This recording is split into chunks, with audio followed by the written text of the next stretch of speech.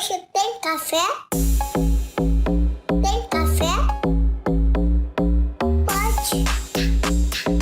Pode. Tem café? Tem café? Pode. Pode. Pode. Café? Pode. Café? Quer café?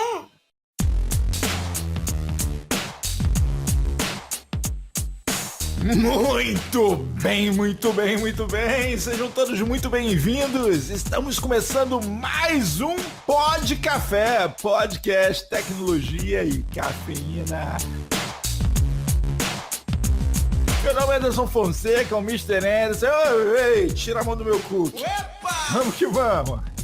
Aqui é Guilherme Gomes da AC Software e vamos falar desse assunto maravilhoso novamente, LGBT.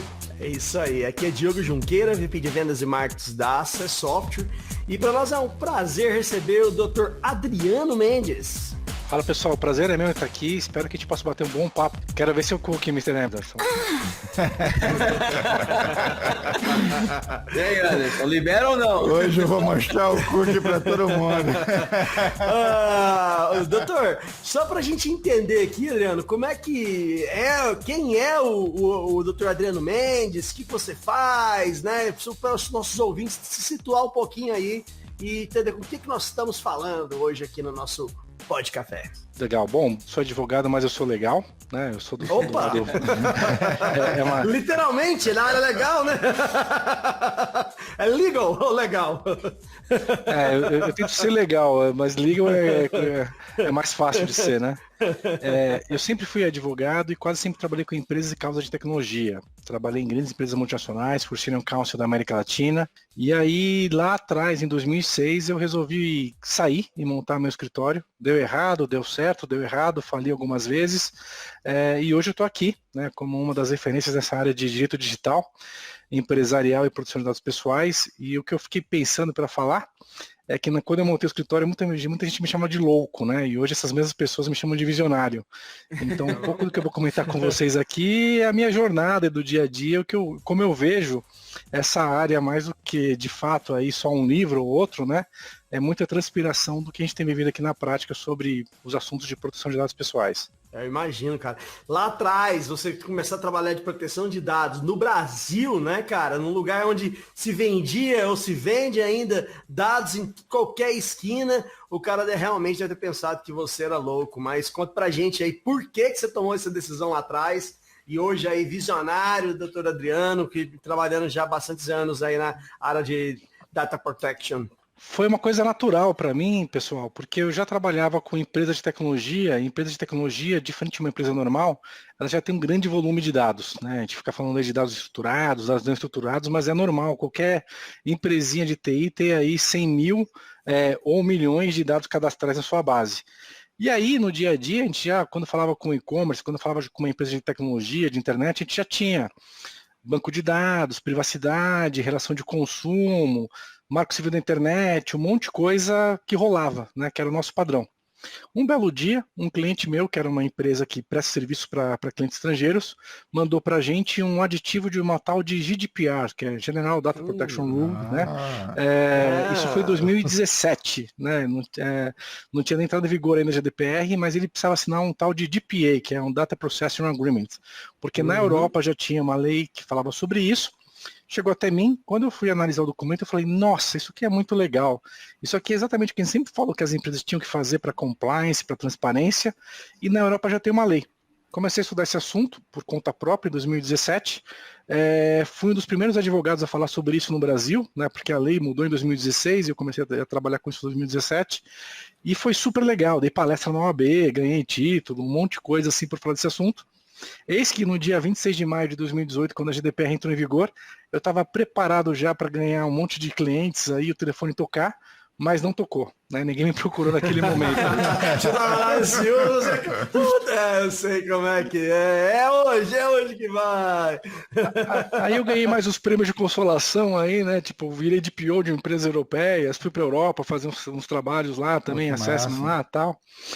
Foi bem legal e de repente no dia 14 de agosto, né, de 2018, o Michel Temer promulgou a nossa LGPD, e a partir daí, aquilo que era só uma vontade de aprender uma área nova e de juntar um monte de conhecimentos, virou o dia a dia. O escritório criou mais uma área aqui, agora a gente tem a área de Privacy DPO também, junto com a Academy, junto com outras coisas que surgiram nessa toada aí desde 2018, e a gente está aqui dedicando de sol a sol, peneirando e aprendendo, né, batendo e apanhando nesse assunto de privacidade no Brasil, que é diferente, né, como o Diogo disse, muito mais do que implementar uma lei, é ajudar todo mundo a entender qual que é o mindset dessa lei, porque é uma lei curta, mas se a gente não sabe por que aplicar, como aplicar, a chance de você ter mais aí eu chamo de cookie wall, né, em vez de, eu chamo de cookie shield, né, em vez de cookie wall, aí você ter mais uma barra de cookies ali, ou mais um negócio desses e não saber por que você está colocando, é bem grande. Isso mais atrapalha do que ajuda. Vamos lá, né? É uma lei curta, mas é tipo a palavra mar, né? É curto. Cara, Mas se nunca tinha estende ouvido, pelo, mas essa é muito boa. O negócio é um curto relativo, né? Depende do que está escrito ali, o negócio. É curto, mas abrangente, né? Que não é Mr. Enes, é igual o mar. Olha, para o Brasil ela é curta, porque ela é uma lei que tem 65 artigos. A introdução da GDPR tem mais de 100. Não, então, se você for ver. Aí é malandragem, né, cara? É porque assim, pegaram a GDPR, olharam assim, não, isso aqui não vai dar, não. Isso aqui, Brasil. Começaram a ler os primeiros 65 pontos, assim, já tá bom pro Brasil. Não, tá bom demais. Você sabe que é justamente essa brincadeira que eu faço, né? Eu falo justamente isso daí. O pessoal leu a lei e falou, isso aqui é muito grande, o brasileiro não vai entender. Tá Vamos ver. Vai muitos anos. Eu falo que eles fecharam a GDPR e reescreveram de cabeça o que eles lembravam. Tem artigo que é igual, tem artigo que lembra, tem artigo que não tem nada a ver. Eu acho que é mais ou menos isso mesmo, doutor. Você provou, além de ser visionário, que quem chega primeiro bebe água limpa, né? Porque você é sócio fundador ali do escritório do Assis Mendes Advogados, que está ranqueado em primeiro lugar pelo Leaders League, né? Que Leaders League, para quem não sabe, não é qualquer coisa não, velho. Foi fundado lá na Europa, em Paris, em 94. É uma grande consultoria de que avalia principalmente escritórios de advocacia, entre outros, né? Na área legal. Como é que você se sente aí com essa realização de ter o escritório ranqueado em primeiro na área justamente de proteção de dados no ano de 2021? É um dos primeiros, eu não sei se é o primeiro ou não, porque eu acho que... tá escrito aqui, ranqueado em primeiro no país. Eu estou no site. Obrigado. Cara, isso é muito legal, sabe por quê? Porque não é só marketing, esse tipo de prêmio é dado pelos nossos pares. Então, diferente de só conseguir fazer marketing e dizer que a gente faz, outros advogados que também trabalham nessa área que disseram que a gente tem essa capacidade que realmente é limpinho, né? Então, isso é uma satisfação para a gente e, ao mesmo tempo, quando chega, a gente não sabe muito bem o que fazer, porque é aquele carro novo para quem já não dirige mais, sabe? Agora que a gente já está nesse nível tal, é o tipo de reconhecimento que mostra que a gente teve um caminho aí, trilhou, só que aconteceu o que eu falei, cara, a gente sempre fez o que achava certo, a gente não fez isso para ganhar prêmio, a gente fez isso porque a gente acreditava e achava que era o que eu queria fazer. Se eu ganhasse na loto e pudesse fazer o que eu quisesse na vida, eu queria ter um escritório como a Assis Mendes, trabalhando como eu trabalho, com as coisas e causas que a gente faz. Então, eu só tenho a agradecer. Fantástico, cara. Legal, fantástico. Demais, fantástico. Algumas coisas que você falou aí são muito importantes. A principal delas é quem votou, né? Porque no Brasil isso pesa muito, né? Quem votou faz toda a diferença, né? Agora a gente tem aí deputado eleito por deputados. Você fala, esse cara, né? E quando você pega profissionais da área e escolhem vocês realmente como referência, pô, isso é sensacional. Parabéns, viu? Outra coisa, doutor, eu vi aqui no seu LinkedIn que tá aqui DPO as a Service, né? E isso aí é uma questão que muita gente nos pergunta, como é que funciona esse negócio de DPO as a Service, como é que se aplica, se ele se atende todo mundo. Eu queria que você falasse um pouco pra gente como é que é o DPO as a Service. E para esclarecer, esse DPO as a Service trabalha para quem? É para o usuário, para a empresa, para a agência de proteção de dados? Como é que é esse negócio aí, desmistificar o nosso público de TI, principalmente, que muita gente às vezes fica perguntando aí do tal do DPO as a Service. Bom, primeiro, né, o DPO foi mais uma coisa que a gente enxugou aqui na nossa lei. na GDPR ele está previsto no artigo 37 a 39 da lei europeia, e aqui ele ficou bem resumido no artigo 41. O DPO, ou encarregado de dados pessoais, é a pessoa que trabalha para a empresa, ajudando ela a encontrar conformidade em relação a dados pessoais e sendo ponto de contato entre o titular de dados, o negócio em si e, quando precisa, a autoridade. Então, o DPO só trabalha para a empresa, ele não está ali para ser o cagueta, né, o cara que vai dedar o que a empresa faz para a NPD, e também não está ali para dizer que o titular tem razão. Ele está ali para ajudar a empresa a garantir que existe uma conformidade, uma transparência, fluxos de negócio que a gente chama de ROPA, né? Record of Process Activities em inglês, e que tudo isso daí que está sendo feito de acordo com a lei. É bem importante falar isso porque acabou de sair a resolução 02 da NPD que dispensou empresas, os agentes de tratamento de pequeno porte, de ter o DPO. E aí a redação dessa resolução 02 não ficou muito boa, não ficou muito precisa. Tem gente achando que ela que ela não precisa ter o DPO e, consequentemente, ela não precisa se adequar à lei. Mesmo que uma empresa opte por não ter o DPO, ela tem que cumprir a LGPD de ponta a ponta, né? Então é mais difícil ainda uma empresa sem ter o DPO, sem ter alguém olhando para isso, conseguir implementar essa lei. Doutor, só assim, fazendo um adendo, né, nessa parte aqui agora, para depois a gente entrar, já que você tocou já entramos aí na resolução número 2, a gente não vai ter como deixar de conversar sobre o tema.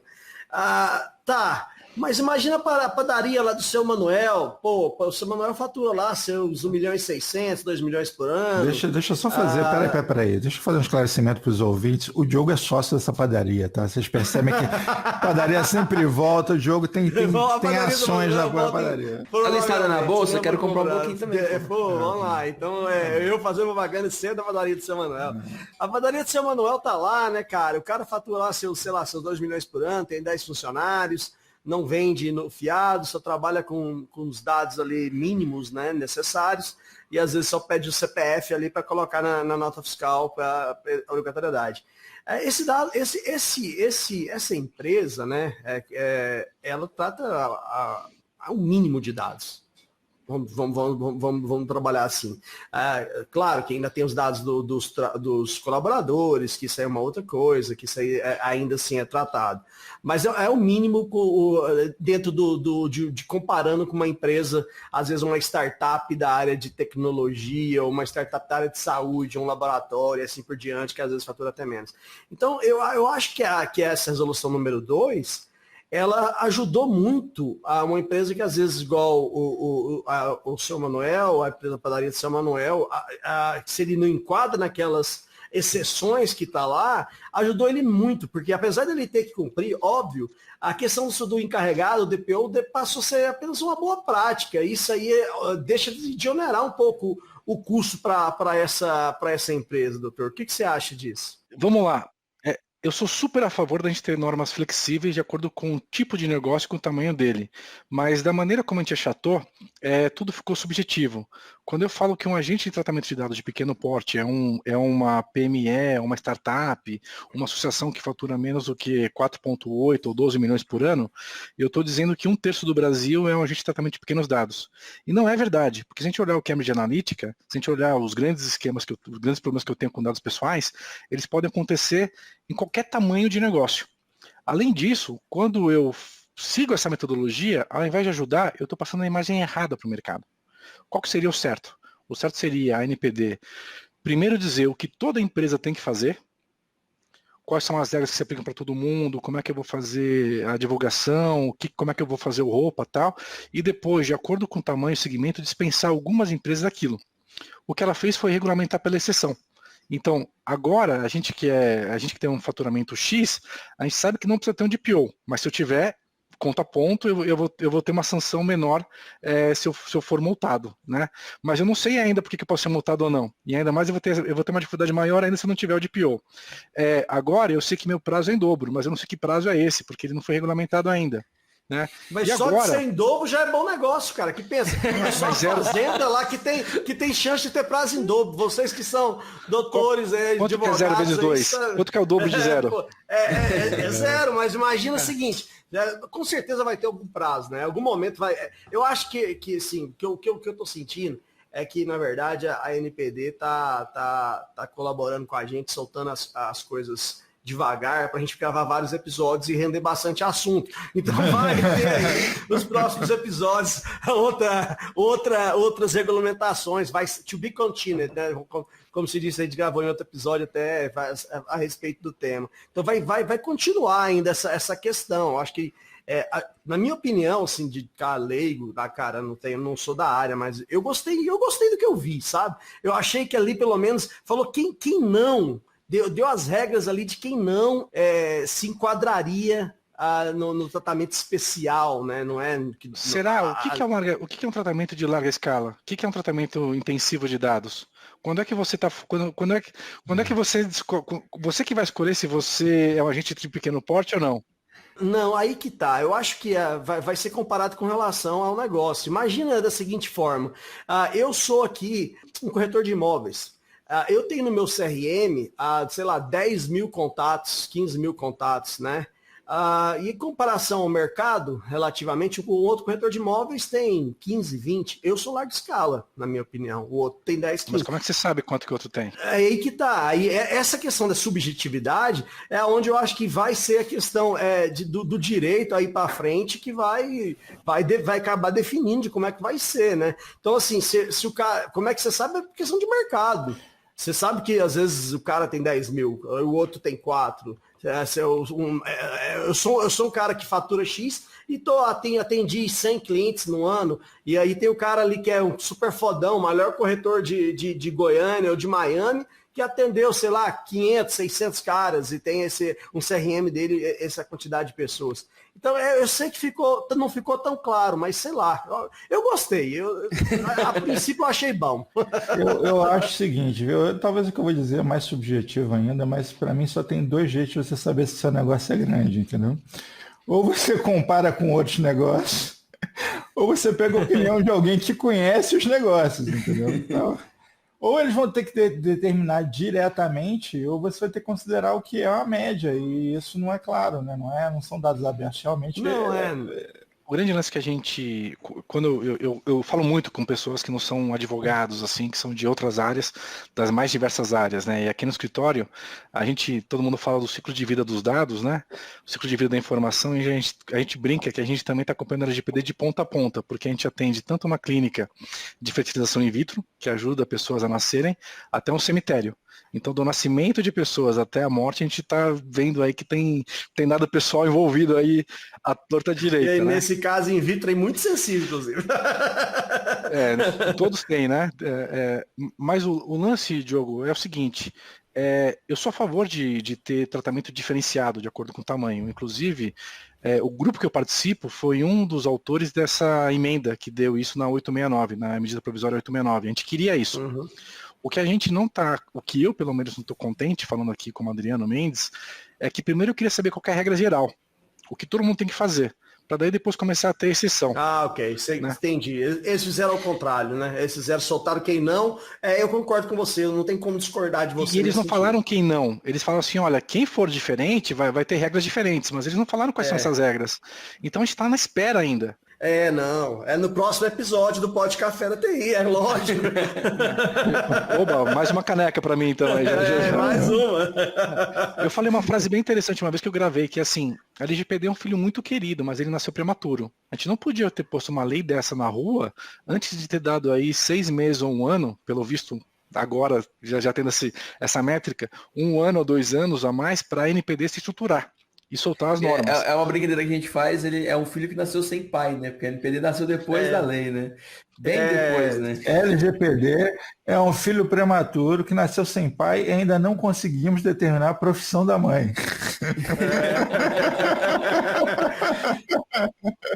Está cedo para falar. Eu estou aqui como advogado do diabo, né? Vamos lá.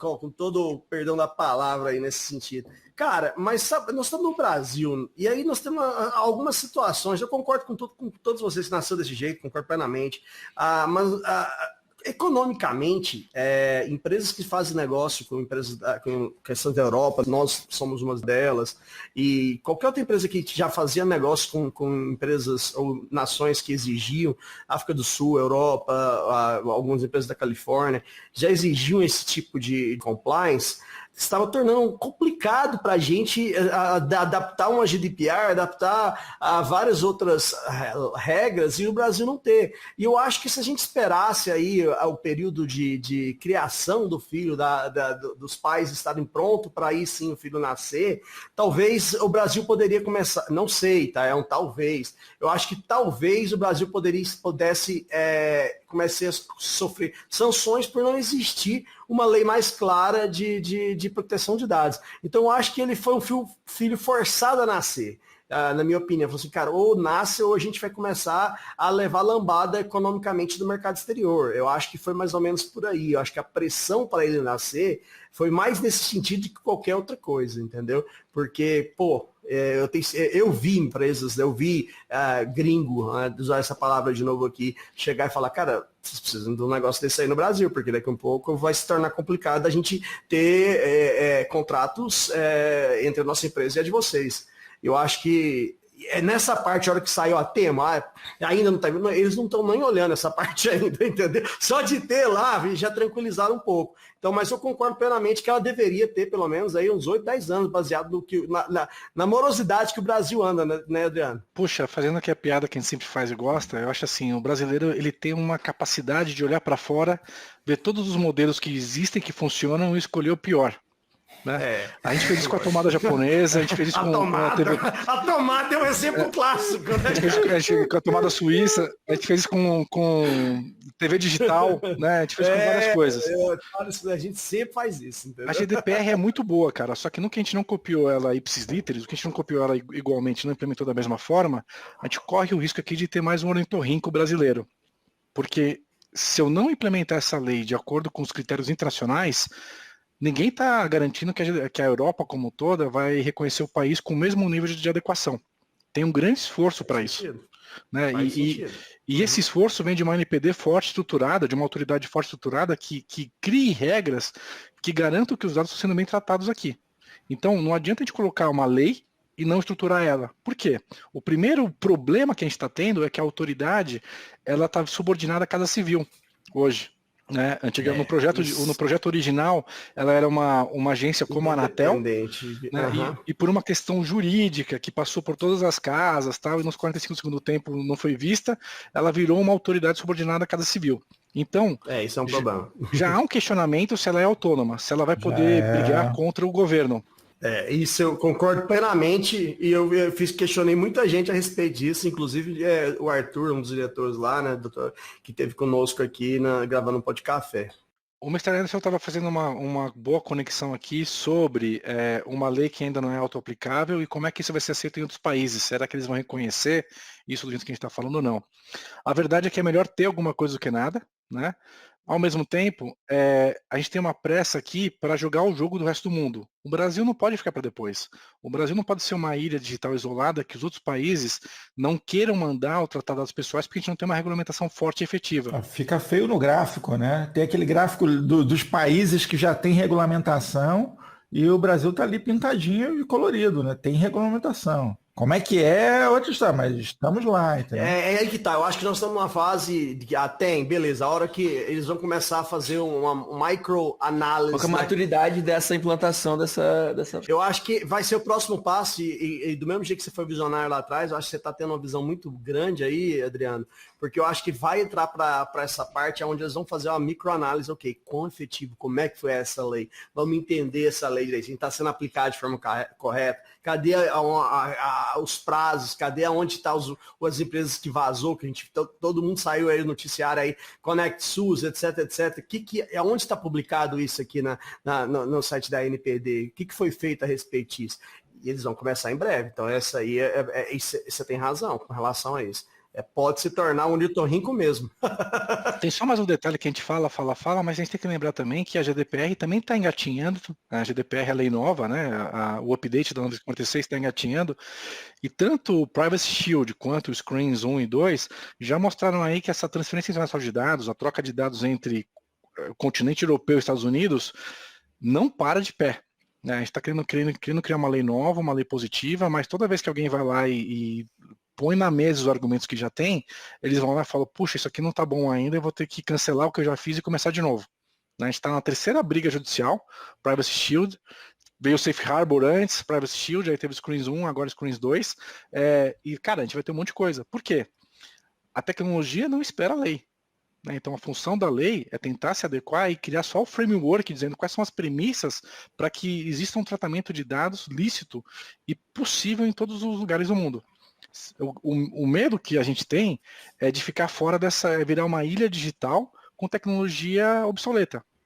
Se eu não puder ter banco de dados aqui, se eu não puder fazer o tratamento de dados internacionais aqui, eu vou perder até call center. Nem call center que tem outros países que vivem disso, a gente vai conseguir ter no Brasil, porque não vai vir para cá. Eu concordo plenamente com relação a isso, não tem como a gente deixar de concordar. Então, voltando, saindo um pouco novamente aí da resolução 2, e voltando ali no DPO as a Service, então, e para esse pessoal que está sempre batendo na nossa porta aqui da TI, da onde você estava pegando o seu raciocínio, que às vezes quer um DPO as a Service, às vezes é uma pequena empresa ali, não tão pequena, ou uma empresa que não vê ainda a necessidade de ter um encarregado ali full time, etc., ou entende que o DPO as a Service pode ser o melhor modelo. Como é que isso vai funcionar? A gente oferece esse serviço junto com outros aqui do escritório, que basicamente são consultoria. Então, quando uma empresa ainda não sabe se ela quer nomear o cara do jurídico, o cara de TI ou o cara do RH como DPO, às vezes eles procuram a gente para ser essa função interina até ter uma regulamentação específica ou ter uma definição melhor interna. Outras vezes eles virem e falam, eu não tenho um braço para fazer isso. Eu não tenho alguém com conhecimento aqui. E aí a gente assume a função de DPO para conseguir fazer o barco andar dentro da empresa. E aí, enquanto DPO, a gente fica lá, manda um e-mail, conversa, faz as reuniões, entende? E, de uma outra maneira, eu estou fazendo todo o assessment e o mapeamento de dados pessoais que precisa. No final do dia, quando tiver alguém para fazer isso, se for necessário, a gente vai entregar o que fez para essa pessoa, ou a gente vai conhecer a empresa de uma maneira boa o suficiente para dizer, você não precisa ter o DPO agora, toma cuidado com isso. Quando aparecer alguma coisa, procura a gente de novo. Uma coisa interessante que você falou, as empresas aí com base no seu expertise, na sua experiência, cara, o pessoal da TI dá conta de assumir como encarregado, porque, cara, assim, é muito difícil, nós somos muito exatas ali, começar a gostar realmente, eu conversando com amigos, colegas e gente da área, mesmo gestores, né, que trabalham às vezes nem tanto na prática, mas a gostar de interpretar a lei, papel, etc., não é normalmente, fique bem claro aqui, meus ouvintes, normalmente não é algo que o pessoal da TI gosta de fazer, entendeu? Como é que você está vendo esse jogo nas empresas que estão decidindo quem vai, para que lado vão as coisas? Tem muito mito na LGPD, né? Tem muito mito de que precisa ser isso, precisa ser aquilo tal, e o DPO é um desses mitos. Assim como o consentimento, que todo é consentimento, o outro mito é que o DPO tem que ser o Superman. Na verdade não, cara. O DPO tem que ser um cara que conhece o negócio. E, em conhecendo o negócio e sabendo quais são suas funções, como DPO, que pode ser cumulativa com outras funções, ele vai saber o que ele consegue resolver diretamente e quando ele vai ter que ter ajuda. Então, se o DPO ele vem da área de TI, ele vai ter que saber quando que ele vai ter que pedir ajuda para o cara do jurídico, ou para o cara do RH, ou para o cara de marketing, e vice-versa. Né? Não adianta botar um DPO como advogado e de repente eu tenho um vazamento de dados de uma base, sei lá, porque o cara não usava... Não entende o negócio. O cara usava um algoritmo antigo, né? Sei lá, usava uma chave antiga, sei lá, usava um algoritmo já obsoleto. Ou deixou a senha acessível, às vezes é a coisa mais idiota mesmo. Esse negócio de senha. O pessoal usou o acesso privilegiado com a senha tipo Connect SUS 123, alguma coisa assim. Mas isso daí já é diferente, né? Porque já não era o root, né? Quando é root é mais fácil ainda. O root ainda era. O root é foda. O hacker foi avançado, porra. Adriano, uma outra questão que você falou até sobre mitos, eu acho que é até Mitos da LGPD, né? A questão que o LDPO tem que ser, o encarregado tem que ser um Superman. Eu acho que você falou algo aí que foi diferente do que, assim, que eu já ouvi e achei bem legal. Então, eu acho que se o encarregado, sendo da área de TI, conhecendo o negócio, eu acho que é fundamental conhecer do negócio realmente. Porque chega um cara lá, às vezes, cai de paraquedas, não sabe nem o que aquela empresa faz, não sabe como ela funciona, roda, e quer ser o encarregado, chegar e o que acaba fazendo? Engessando ou tentando engessar o negócio, e aí vai chegar alguém lá de cima e vai, sai da frente desse cara que você está engessando o meu negócio. Vai acontecer. Isso é uma questão de lógica, né? Se o cara começar a querer aplicar. Então, às vezes, alguém de dentro da empresa ali, com a devida consultoria, devido treinamento, e saber a hora, porque isso é importante, né? Saber a hora de pedir ajuda para o jurídico ou para alguém é importantíssimo, né, Adriano? Sem dúvida. A gente estava numa discussão interna aqui sobre quando que existe conflito de interesses entre o DPO e uma outra função interna. Na minha opinião, existe na prática, não existe na teoria nem na lei, porque a lei não fala isso, nem a GDPR europeia, nem a lei brasileira. A gente fez um assessment, a gente fez uma consultoria para uma empresa, uma indústria que fatura bilhões de reais por ano, e, ou seja, ela está sujeita a uma multa aí de 50 milhões de reais por infração. Ela tem 5 clientes e 10 mil funcionários, 10 mil colaboradores, porque é uma indústria, né? E fatura bilhão. E aí, adivinha quem que a gente recomendou que fosse o DPO dessa empresa? 3 chances, né? O advogado, o cara de TI ou a pessoa do RH. Cara, eu acho que foi o RH, hein? Que tem 10 mil pessoas, cara. Pois é, exatamente o RH. Por quê? Ela conhece o negócio. De um lado eu tenho 5 clientes, do outro lado eu tenho 10 mil pessoas. Tudo que a gente está falando de dado pessoal ali passava pelo RH. Né? Então, quem melhor do que alguém do RH para ser o DPO? Porque ele vai saber o convênio, ele vai saber por que tem o processo de admissão, ele vai saber por que dá licença, qual que é o prazo, o regulamento da empresa. Então, essa pessoa é a pessoa ideal para ser o DPO nesse caso específico, porque ela conhece o limite dela, ela conhece o negócio e ela vai pedir ajuda para o RH, vai pedir ajuda para a contabilidade, vai pedir ajuda para o jurídico quando precisar. Né? Não adianta botar um cara que é o superstars, mas que ele não sabe jogar o jogo da empresa. Adriano Mendes desvendando mitos. Então, para a nossa próxima pergunta do quadro. E o quadro Desvendando Mitos da LGPD, Adriano. Nós temos aí a questão que você falou do consentimento. Tudo é consentimento. Não é bem assim, né? Fala pra gente, você consentiu, já era, tem que ter consentimento para tudo, tem que pedir consentimento para tudo. E até para os nossos ouvintes aí que estão chegando agora ou estão ouvindo interessados, saber que nem tudo é consentimento e consentimento não é a base de tudo. Não queria que você desvendasse mais um mito. Pois é, nem daria para ser, né? Porque é uma base muito fraca. Na GDPR, na lei europeia, a gente tem 6 bases legais possíveis para fazer qualquer tratamento de dados. No Brasil, a gente inovou, né? A gente fechou o caderninho, reescreveu e aqui a gente tem 10. Não significa que eu tenho mais chances de fazer tratamento de dados no Brasil do que na Europa. Significa que a gente pegou algumas bases que lá são genéricas e aqui a gente quis dividir em 2 ou 3. Então aqui eu tenho proteção ao crédito, né, que lá na Europa não tem. E assim por diante. Mas o que é importante é lembrar que o consentimento é aquele opt-in que eu faço, é uma coisa, você quer receber uma propaganda, sim ou não? Quando eu vou para o nível acima, quando eu tenho um contrato, todo contrato já pressupõe uma autorização desse titular de dados para ter uma relação jurídica com ele. Né?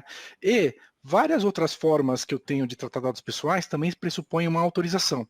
Então, sempre que alguém fala consentimento, eu viro e falo o seguinte, vamos falar aqui de autorização, depois a gente descobre qual que é a melhor base legal para isso. Eu preciso ter uma autorização para usar seus dados. Pode ser qualquer uma das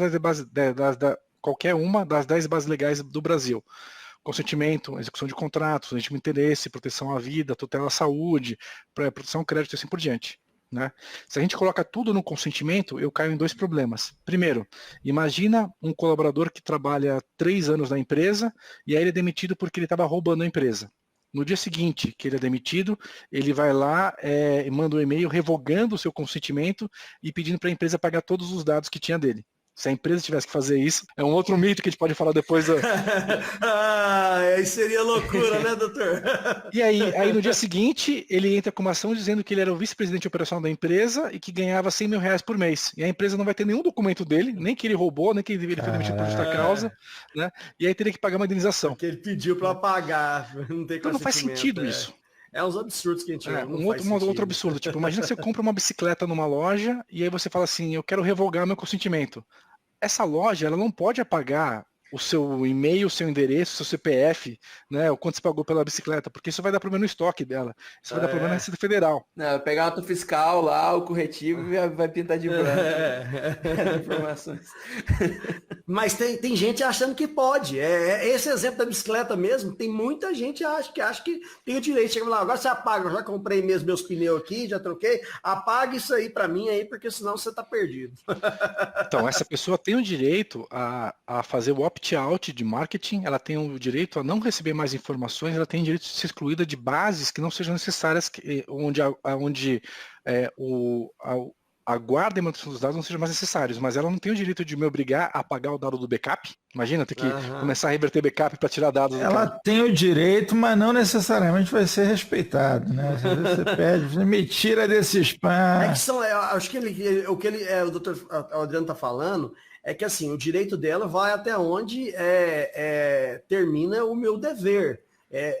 O meu dever eu tenho que manter, eu não posso ir lá e deixar de manter, porque amanhã ou depois a fiscalização bate aqui na porta, a Receita, e fala, cadê o seu livro de... Vamos fazer uma análise aqui de estoque, vamos fazer uma análise contábil e assim por diante. E aí eu não consigo provar que eu comprei uma bicicleta e o ICMS veio de X, e para quem foi vendida essa bicicleta? Porque eu paguei. Entendeu a informação? Então, eu tenho que manter ela. São informações diferentes, mas, por exemplo, informações de marketing, por exemplo, você não é obrigado a viver naquele banco de dados dos caras. Que eu tenho aqui, recebo ligações todo dia da mesma empresa e eu digo, me deletem, tira daí. E os caras continuam me ligando todo dia. Não adianta, mas é esse o problema, Mr. Anderson, porque você está falando errado, você está falando para deletar. Aí o que acontece? Eles deletam você nesse dia, eles fazem uma busca incremental, incluem você de novo, porque você não estava mais na base, e aí te ligam de novo. Esse é o problema. Até para fazer o opt-out, você tem que continuar na base. Eu estava pensando em bomba atômica já, então tem outro jeito, menos agressivos. Vamos lá, calma aí. Agora você tocou. Faz acho que pelo menos 20 episódios que o Anderson menciona isso. Todos os episódios estou aqui. Revoltado. Como o Anderson e os nossos ouvintes devem fazer uma situação como essa? Isso é importante. Importante dica, você que está aí sendo incomodado e quer fazer um opt-out de forma correta, um opt-out de telemarketing. Primeira coisa é ver se no seu estado, na sua cidade, não tem uma lei municipal ou estadual, tipo não perturbe. Uma lei que você possa cadastrar os seus telefones e aí você para de receber ligações de marketing, né? Isso daí é muito importante e funciona para a maioria das coisas. Segundo, saber qual que é a origem dessa ligação. Muita gente liga falando que é de uma empresa de telefonia, de uma empresa de TV a cabo, de uma empresa de cartão de crédito, do INSS, se a gente é aposentado, mas na verdade elas não representam aquele banco, aquela empresa em si. Elas são uma empresa que está tentando ali fazer essa correspondente. Um terceiro querer vender um serviço, etc, né? Aí o que a gente tem que fazer? A gente tem que falar o seguinte, beleza, tal, obrigado pela ligação, como é que você obteve meus dados? Geralmente fala, você está no meu banco de dados, tal. Anota isso e a gente tenta rastrear. Que empresa é essa? Como é que ela conseguiu isso? Porque o problema não está aí, não está no cara, não está naquele corretor de imóveis que pegou seu telefone porque ele quer te vender o único imóvel da vida dele. É como que seu telefone, com a sua análise de crédito, chegou até a empresa onde ele trabalha. Então a LGPD é muito legal porque ela vai ajudar a gente nisso. A gente vai começar a rastrear. Olha, você me ligou. Né? Já que você me ligou, me diz como é que você conseguiu meus dados. Ela tem a obrigação de dar essa informação. A gente vai fazer o rastreio e vai descobrir qual que é o cano furado de onde está vazando seus dados pessoais. Porque, olha só, eu solicitei uma instalação e aí eles chegaram lá, não conseguiram fazer a instalação, botaram um monte de dificuldade técnica, enfim. E no dia seguinte eu comecei a receber ligação de vários outros concorrentes também, quer dizer, eles vazaram meus dados para outros, entendeu? Alguém vendeu, sei lá o que fizeram com meus dados e virou essa loucura. Desde então a minha vida tem sido mais divertida. Se você se cadastrar no Não Perturbe, essas ligações no Não Perturbe do Procon, essas ligações devem acabar, tá? Mas isso daí tem um problema que assim, o Brasil, a gente acabou de aderir à LGPD, faz pouco tempo, só que os nossos sistemas e a nossa tecnologia do governo não foi pensada para isso. Se eu não me engano, Mr. Anderson, tem uma resolução da Anatel que obriga cada uma das operadoras a mandar os dados de novos clientes e fazer essa consulta antes da instalação, tanto para telefone fixo quanto para telefone móvel. E aí, quando não efetiva, isso cai numa base legal que todas as empresas começam a ligar. Vira lead. Vira lead e a Anatel que criou esse Frankenstein aí. Meu Deus do Legal, céu! cara, que legal. Nossa senhora, resolvendo o mistério, dos telefonemas. Com Virei certeza. lead, cara. E a mesma coisa acontece com quem se aposenta, cara. Com quem se aposenta, o cara descobre que se aposentou pelo número de ligações. Aí ele começa a receber ligações 5 horas da manhã até 10 horas da noite, Meu de segunda Deus! a sábado. Aí eu perguntei, mas por que não liga no domingo? Aí o cara respondeu, é porque no domingo o call center não trabalha, né? Senão também ligaria no domingo para ele. Sacanagem.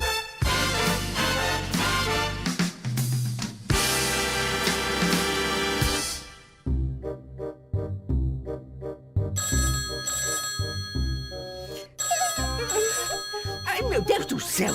Quem pode ser me ligando uma hora dessa? Alô?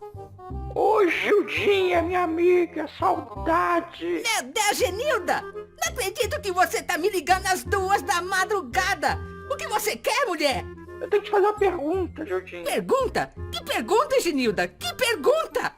Como é que o pessoal da internet sabe qual é o endereço da minha casa? Como assim, Genilda? Por que esse pessoal da internet tem que saber seu endereço?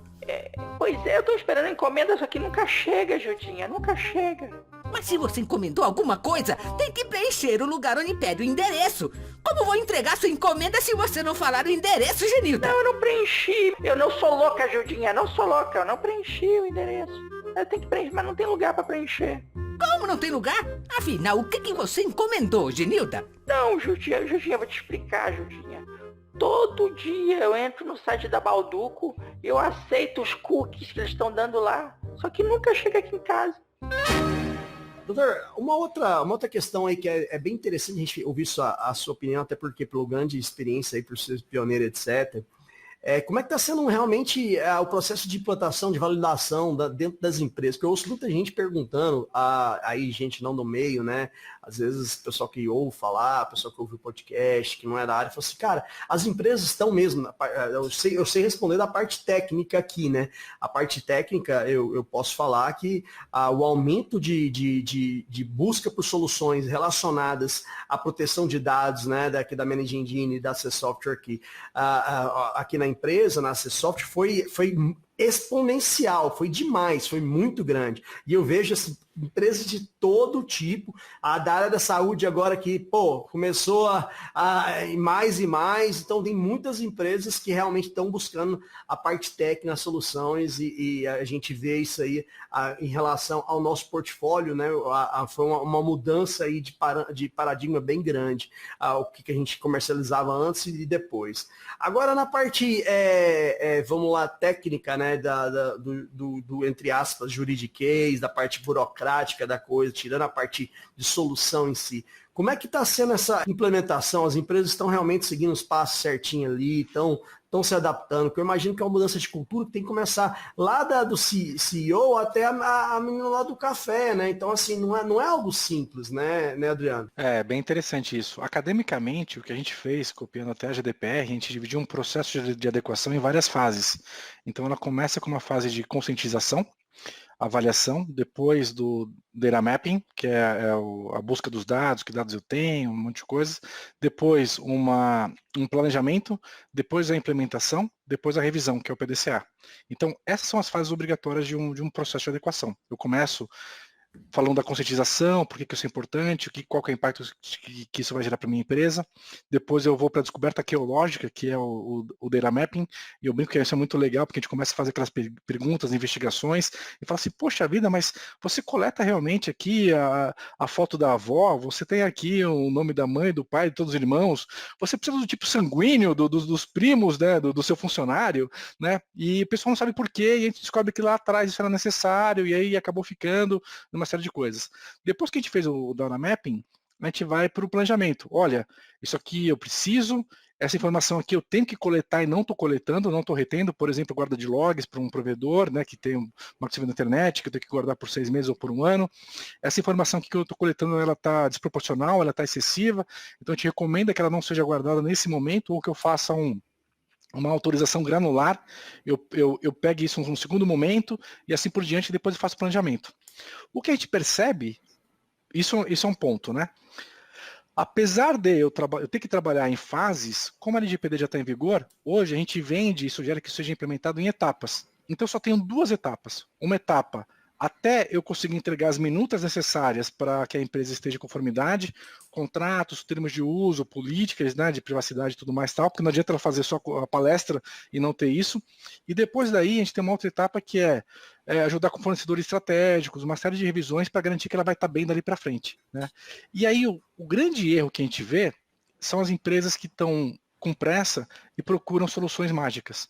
Então tem gente que vai lá e fala assim, olha, eu quero um software aí para criptografar meu ambiente e aí eu não vou precisar fazer mais nada, porque se estiver criptografado, tá resolvido. Adriano, é verdade. Adriano, você viu muito picareta? Porque a gente viu alguns, cara. Alguns picaretas surgiram, alguns especialistas aí. Eu ganhei bons amigos aqui nessa época, mas eu também fiz alguns inimigos aí, porque... Não, cara. A gente até tem a piada interna aqui que tem a implantação da LGPD Jack Bauer, que é feita em 24 horas, entendeu? É uma sacanagem. E direto aqui, a gente tem um canal ali na lcsoftware.com.br/LGPD, que tem ali, faça seu diagnóstico LGPD, aí tem formulário de contato, direto a gente recebe, no início muito mais, mas direto, eu quero um software para LGPD. Falei, qual? Não, eu quero, então assim, não é assim. Faz tudo, eu quero resolver meu problema. Não, eu quero um só, exato, eu quero software de LGPD e foda-se. E você, às vezes, explicar, evangelizar isso, pessoal, principalmente no início, foi um trabalho bem longo. Aí você começa a fazer o assessment com os caras, né? Que a gente fez aqui o assessment, cara, a gente passou o ano fazendo assessment de LGPD, algumas grandes empresas, e aí assim, você perguntas, como é que é o backup de você? Não, o backup aqui é tranquilo, eu faço, eu levo para casa para ficar tranquilo, entendeu? Tu guarda na tua casa o backup da empresa, ele porque, né, caraca, cada coisa que a gente ouviu aqui, fantástica, entendeu? E a galera que acha que é só virar uma chavinha e bum, agora tá LGPD, não é assim? Eu imagino que é loucura, cara. A gente ouviu umas coisas, tem pérolas bem interessantes aqui que eu não posso contar, infelizmente. Imagino. Confidencial. Sem citar nome, aquela coisinha assim, só Fala que foi só o Manuel, cara. Só o deslize. Vamos falar quem faz errado? Tem um tal país aí da América Latina que começa com B, né? Que pôs uma lei em vigor, mas não fez a lição de casa ainda. Se é para falar isso daí, não precisa dar exemplo de empresa privada. Vamos atacar o governo, que é quem tinha que dar o exemplo. Né? Vou parar por aqui. Né? Mas o que eu ia dizer, cara, é que assim, essa empresa que faz o backup, que o diretor, o dono faz o backup e leva para casa, esse daí está muito mais próximo da conformidade do que o cara que não se importa com os dados. Porque esse cara quer acertar. Ele não tinha essa noção de que não era o melhor modelo, mas ele quer acertar. A gente pega empresas que fazem errado aqui numa proporção absurda. Se esse cara for mandado embora, o que ele tem em casa, ele pode pedir até resgate. Sacanagem. Aí, a gente estava falando aqui das soluções. Cara, tem vendedor que viu a LGPD como maneira de bater a meta. Então ele falava assim, olha, eu tenho aqui um ar-condicionado que é LGPD compliant. Né? Compra meu ar-condicionado que ele te ajuda na conformidade, porque ele vai refrigerar o seu servidor e aí vai ficar tudo bem. Né?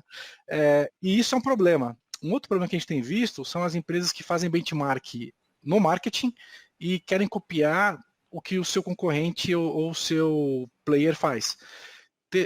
Termos de uso padrão, política de privacidade padrão e esses cookie banners aí, porque alguém fez e está copiando, é um tiro no pé. Você tocou num assunto agora que nós temos que é muito complicado. Né? Esse negócio de cookie, vamos dizer assim, eu já vi cada absurdo nesse cookie. E a gente tem que começar respondendo a minha mãe, porque ela fez essa pergunta ontem para mim. Falou, Diogo, tá um saco agora, palavras da dona Elaine.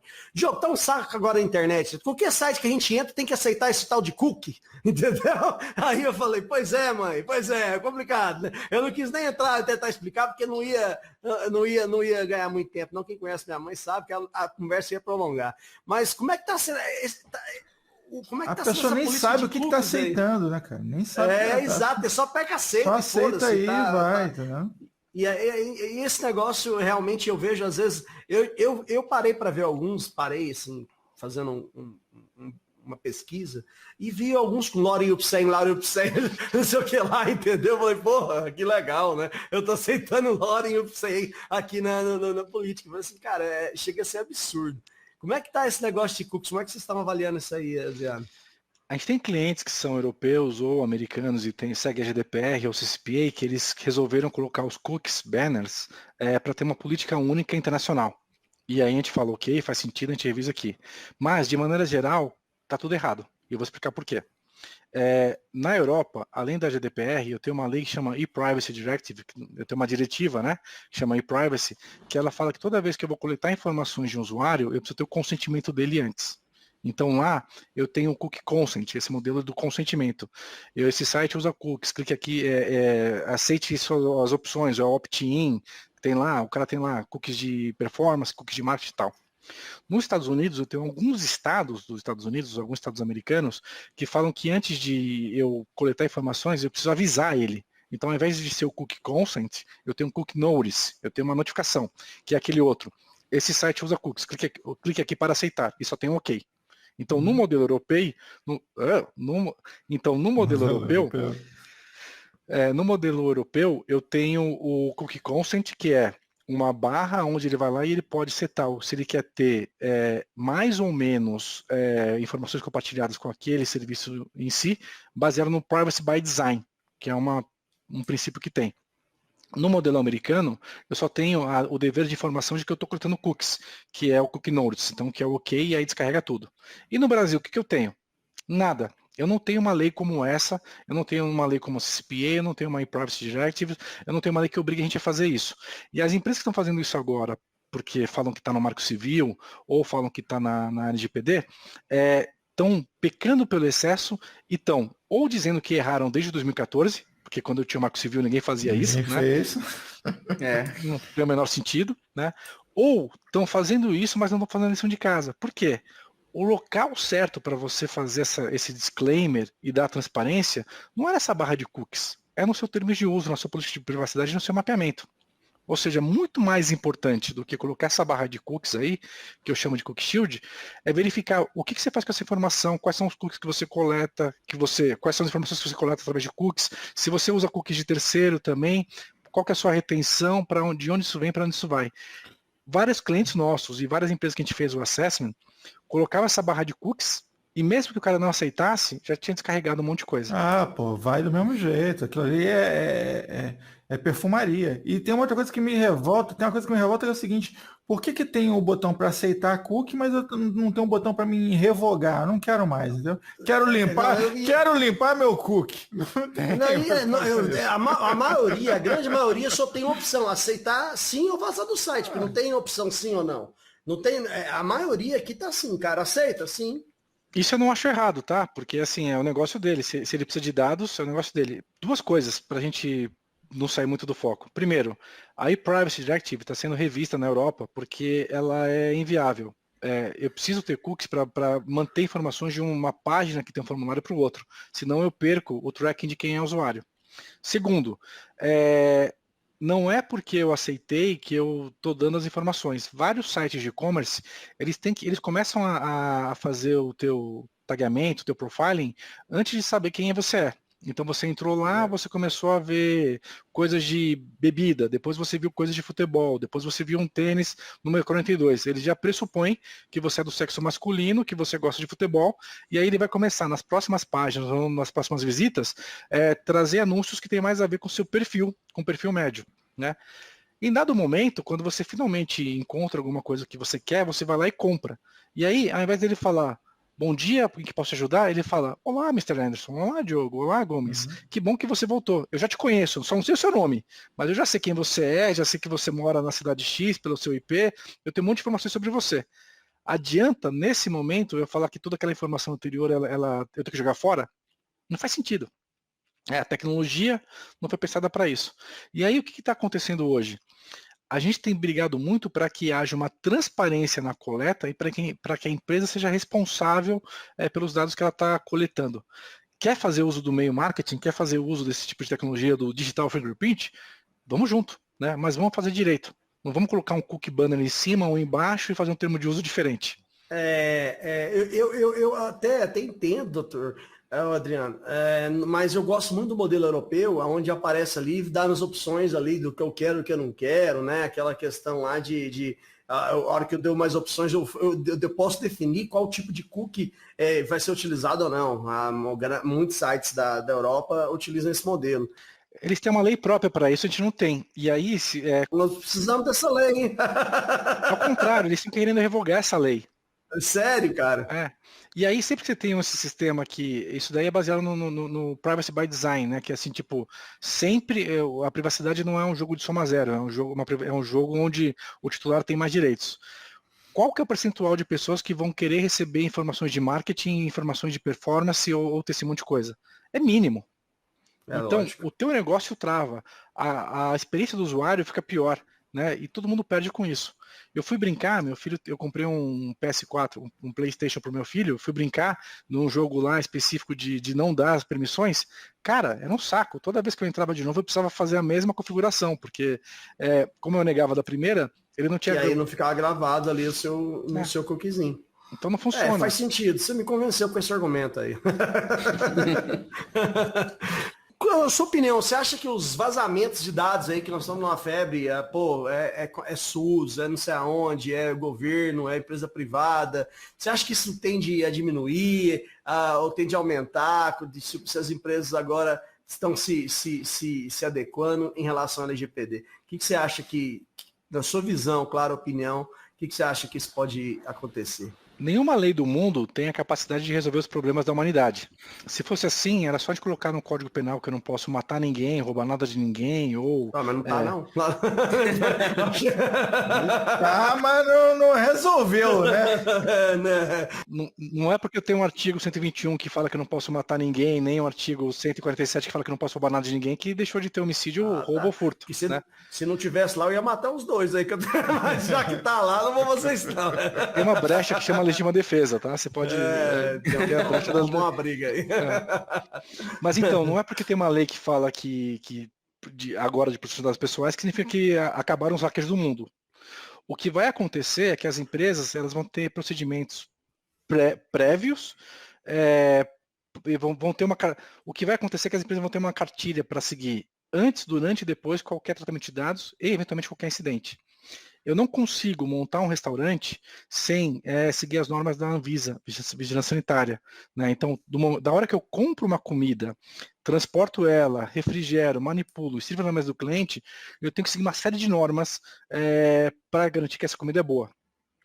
Agora, qualquer empresa que vai tratar dados pessoais vão ter que seguir também uma série de normas para garantir que esses dados pessoais estão sendo protegidos da forma correta. Isso não significa que esses dados não vão vazar, mas significa que esses dados vão ser melhor cuidados por essa empresa e, em um caso de vazamento, essa empresa vai saber o que fazer, notificando tanto o NPD quanto o titular de dados, e que outras empresas que antes podiam coçar a mão para usar esses dados que vazaram, agora sabem que isso aqui é um ativo que pode contaminar. Então vão deixar de utilizar. Talvez por isso a gente esteja vendo agora um maior número de notícias sobre vazamento de dados pessoais. Não é que os vazamentos são novos, é que antes eles tinham valor. Os hackers conseguiam vender. Agora as empresas não podem mais comprar isso. Porque elas sabem que se elas incorporarem esses dados ao seu banco de dados, elas podem estar contaminando sua operação. E isso passou a ser legal. Né? Mas não resolve. Né? Então não é assim... Não é que eu baixo uma lei e agora as empresas não estão seguras. Né? Seria ótimo ter um modelo desse. Quem dera, né? Mas o pessoal seguir arrisca tudo, vai ter um impacto bem menor nos vazamentos. Se o pessoal se adequar tecnologicamente e etc., a possibilidade de isso acontecer, eu acho que é bem menor, né? O pessoal fazendo o dever de casa. Claro que não vai acabar com os hackers, mas eles vão mirar, que nem aquele caso. Eu vou nessa casa aqui que não tem alarme, não tem cerca elétrica, ou eu vou naquela ali que tem cerca elétrica, alarme, um guarda e um cachorro, entendeu? Então, com certeza, isso aí tende a, evidentemente, ser parâmetros de um ataque, né? O cara vai aonde está frágil, com certeza. Tinha uma coisa que eu costumava dizer nos tempos em que eu estava na igreja, e eu falava o seguinte, que o cara, pô, agora eu tô na igreja e um milagre aconteceu, e eu estou prosperando, as coisas estão dando certo na minha vida e tal. Aí eu falei pro cara assim, veja bem, eu não quero invalidar o milagre, não estou dizendo que Deus não está fazendo nada, mas agora que tu parou de mentir, parou de passar a perna nos outros, parou de sacanagem, entendeu? As coisas começaram a dar certo. Então, assim, existe uma tendência, se você fizer as coisas do jeito certo, elas tendem a dar certo, né? Então, se você tem toda uma política de proteção de dados que você respeita, se você tem uma série de cuidados com esses dados que você respeita, se você utiliza as tecnologias adequadas para manter seus pets em dia, para manter o teu parque rodando direitinho e tal, existe uma tendência a que você prospere, né? Da mesma forma, quem não faz essas coisas, existe a tendência que dê errado. E aí não a gente tecnologia sabe que nenhum sistema é impenetrável. E aí não é nem assim. Jesus, é Murphy, entendeu? Se tiver que dar errado, vai dar errado, entendeu? É, lógico, com certeza. E aproveitando aí para fazer aquele jabazinho básico, né, Gomes? O que acontece se o pessoal quiser aí precisar de alguma coisa dessas soluções de tecnologia? Fala com quem? Pode falar comigo, pode mandar um e-mail para vendas@csoftware.com.br e mais informações vai estar na descrição desse episódio. É, jabazinho básico. Só uma outra coisa também, que assim, só quem sabe quanto vale seus dados é você mesmo.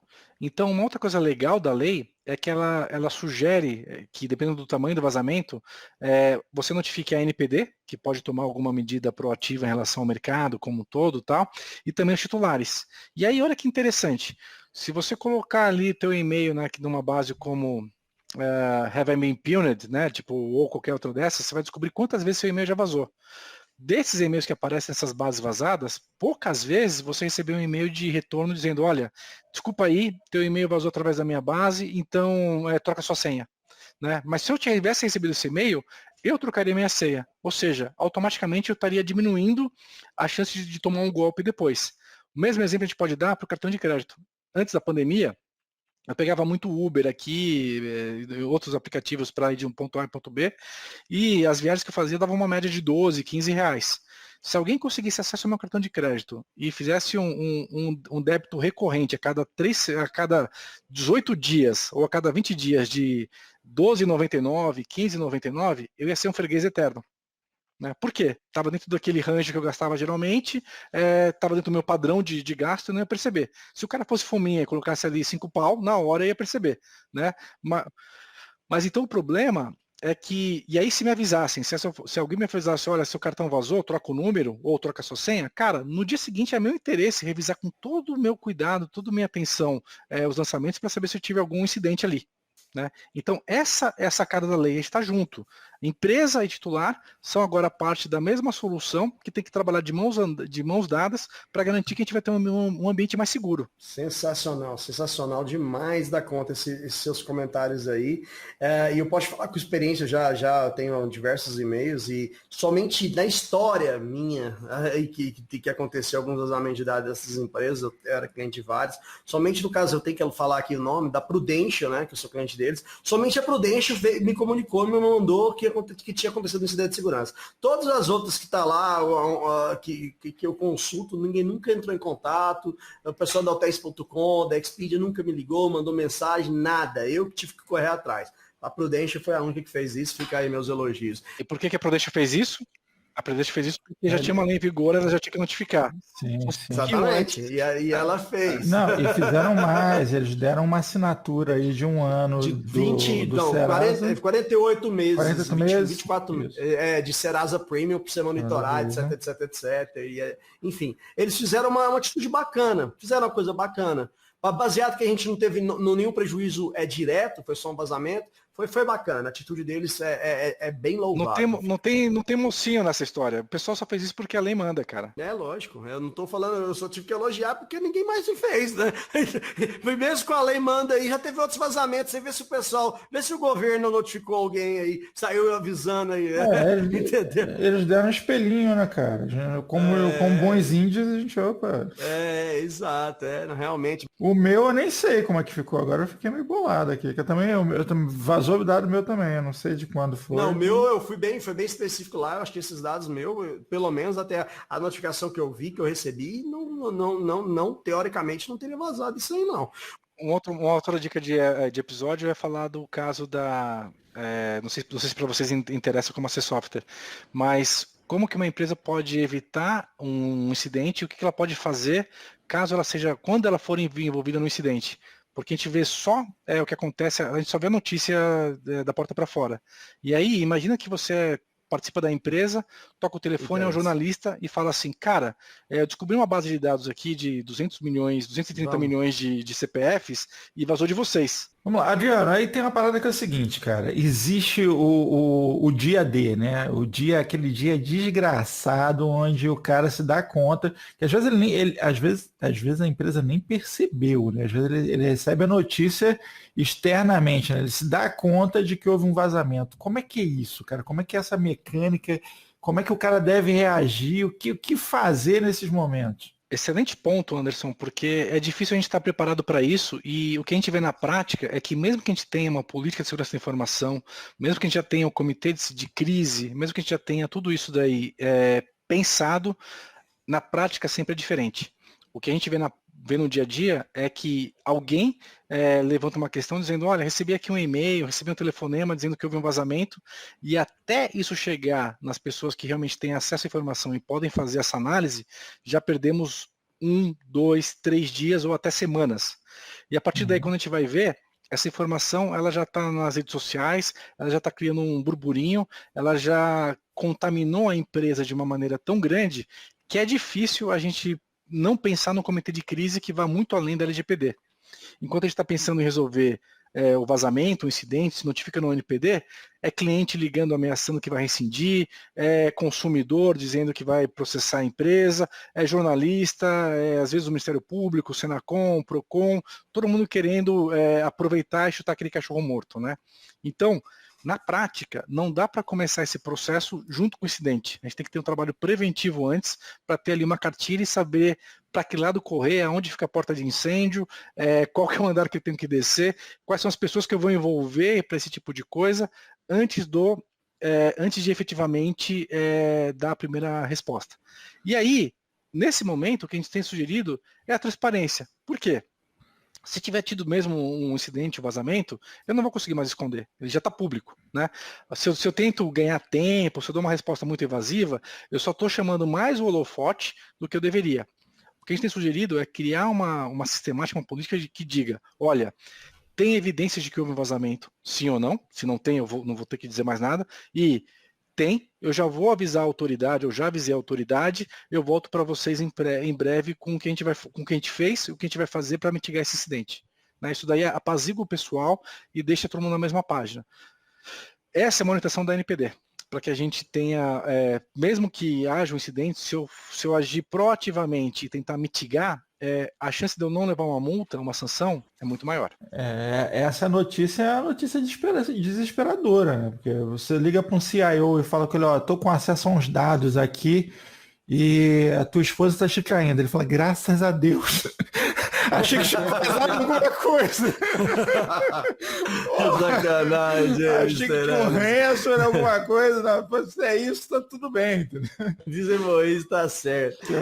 Uma das dificuldades, Anderson, é porque às vezes o CIO, ao invés de contar, ele fala, ele quer esconder. Ele quer esconder, ele quer resolver isso sozinho. Sempre, sempre quer. Eu vejo muito isso, muita gente tentando fazer isso, tentando tampar o sol com a peneira. E, cara, tá aí. 3, 4, 5, 7. Quanto mais sites de notícia da notícia falando do tema, outros vão continuar falando. Assessoria de empresa vai ficar louca ali, vão bater. E você não vai. Quando a matéria não for resolvida e tomar essa atitude que você comentou aí, Adriano, as coisas só tendem a piorar. Isso aí é uma excelente prática. Isso bate na questão da hierarquia do DPO dentro da empresa, né? Porque se o DPO estiver debaixo de um CIO que quer esconder tudo, ele fica de mãos atadas também, né? Não pode estar. Mas o DPO, o encarregado, ele é independente, ele não está debaixo, ele não pode estar debaixo de mas ninguém. vamos lá, Alguém tem, peraí. teoricamente, tem que estar independente, Ele, né? teoricamente, tem que estar independente, mas agora há pouco, no papo aqui com o Adriano, ele colocou, mas de repente um cara pode acumular uma função, né? E nesse acúmulo de função... Mas no caso de DPO, ele pode ser responsabilizado criminalmente também, se ele tem essa informação, não? Esse é outro mito, Gomes. Desvendando o mito. Tá, LGPD. Antes de falar do crime, se é crime ou não, Mr. Anderson, toda vez que alguém fala desse conflito de interesses, eu viro e falo assim, puxa vida, então a única pessoa que pode ser o DPO é o dono da empresa, é o presidente, porque qualquer outro vai ter conflito. Isso é um fato. Não tem. Se a gente for pensar em teoria, quem que não tem conflito numa empresa? O estagiário tem conflito, o diretor de operações tem conflito, o vice-presidente de operação tem conflito. Se eu for pensar nisso, quem pode ter conflito, eu tô lascado. Eu tenho que ter as sugestões da Europa, das revisões que eles fazem lá, no Working Party, Article 39, Working Party, essas coisas todas, criar uma política para que fique claro se há um conflito e esse conflito seja declarado antes. Por exemplo, o CEO e DPO pode acumular funções? Numa empresa normal pode. Agora, se o CEO também for o DPO, também for o CIO, também for o CMO, cara, é claro que ele não vai querer entregar isso daí de bombejada, porque ele sabe que, junto com essa informação, ele vai perder o emprego. Então aí valeria a pena você pensar na prática como criar um sistema de freios e contrapesos para segurar essa pessoa. Agora, se por acaso estiver ouvindo a gente um CIO que também é CFO, liga pra gente, nós temos excelentes soluções, vamos bater um papo. Que o cara consegue escolher o produto e aprovar a verba. O cara usa os dois lados da caneta. E não vem chorar por causa de budget, não, pô. Não. E não acontece isso na prática? Vocês não têm clientes que tem o CFO, o CEO? Tem. Empresas menores, o cara resolve tudo. É desse jeito. É o famoso, o diretor ele faz tudo e é isso. É que não se usa os títulos, né?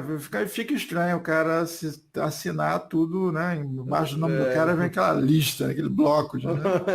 Não vai acontecer. Eu vou falar diferente. Só quem vai poder dizer o que é conflito é a NPD, regulando isso numa resolução, numa normativa anterior, ou analisando um caso concreto. Por enquanto, nem no artigo 5º, nem no artigo 41, eu tenho essa previsão de que existe uma exclusividade de um cargo ou que pode existir conflito. Então, qualquer um pode ser DPO. É melhor que seja alguém que conhece o negócio. Eu prefiro muito mais botar um CIO, um CSO, o C-Liga, o que seja, como DPO, porque ele conhece o negócio, do que ter um contratado externo que vai ter um contrato de R$500 por mês e ele nem sabe onde a empresa fica. Como é que o DPO vai preso?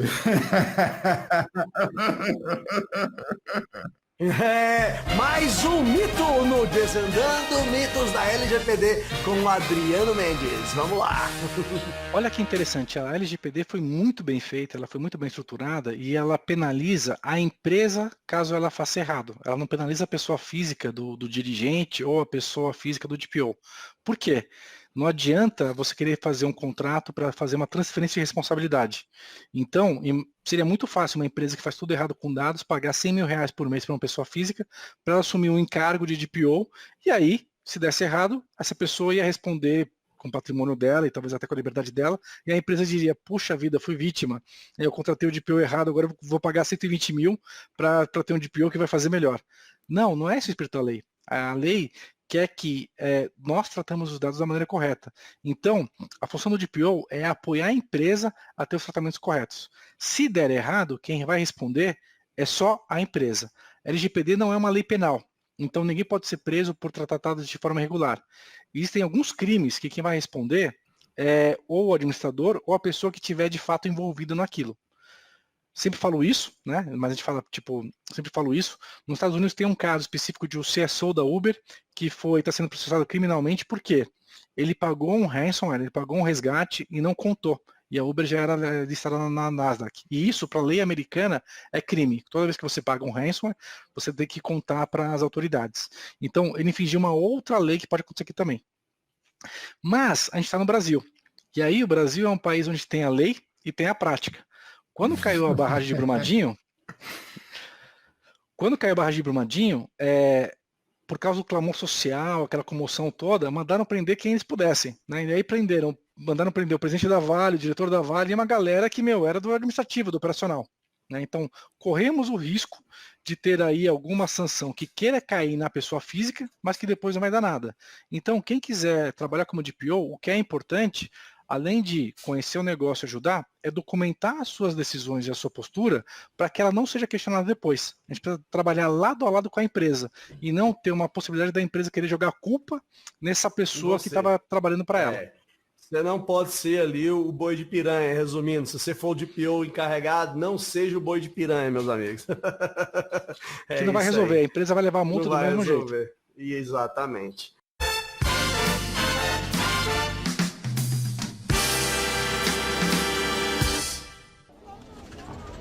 Chefe, pelo amor de Deus!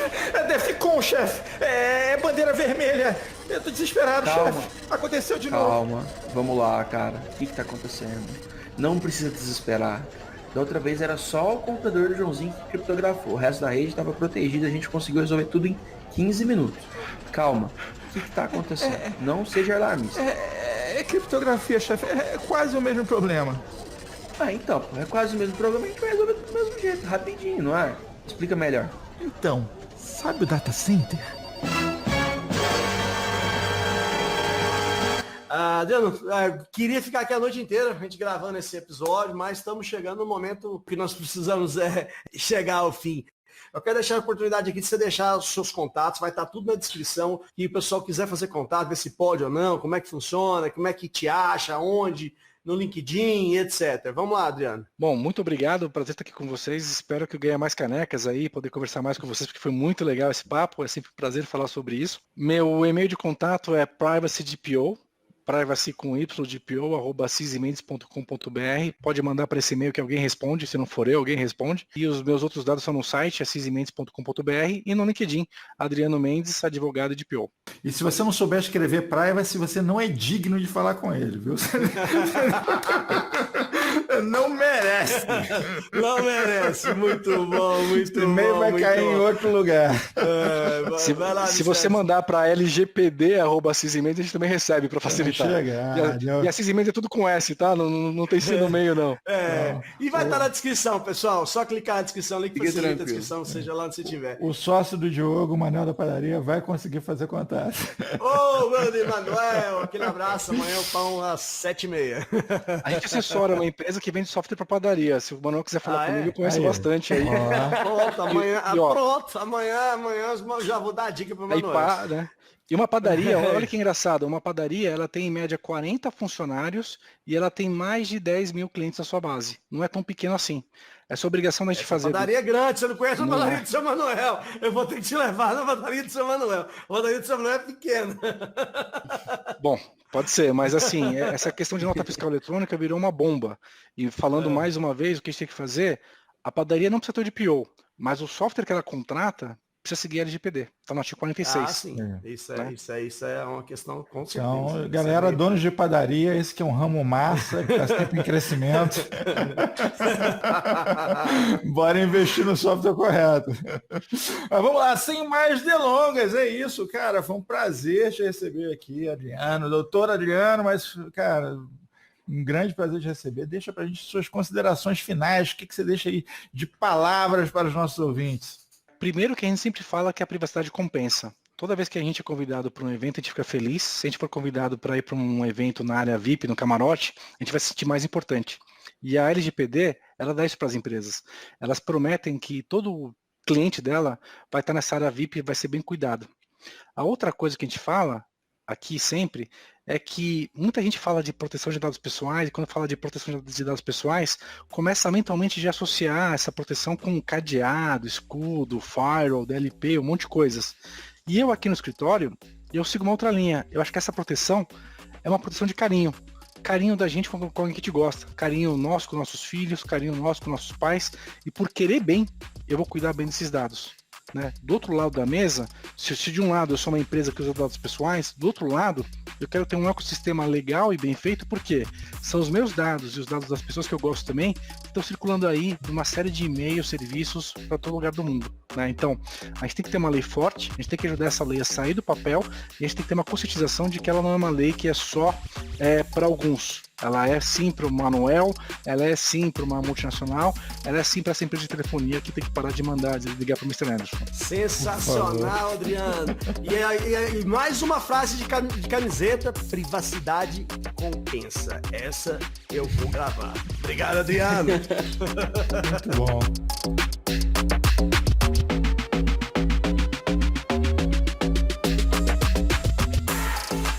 Este foi mais um episódio da 3ª temporada do Pod Café da TI. Um oferecimento AC Software, liderança em soluções para gerenciamento de TI. Se você quer sugerir um tema ou falar com a nossa equipe, escreva para podcast@podcafeti.com.br. Edição e mixagem Marcos Gonçalves, locução e edição de áudio. @MarcosGNC.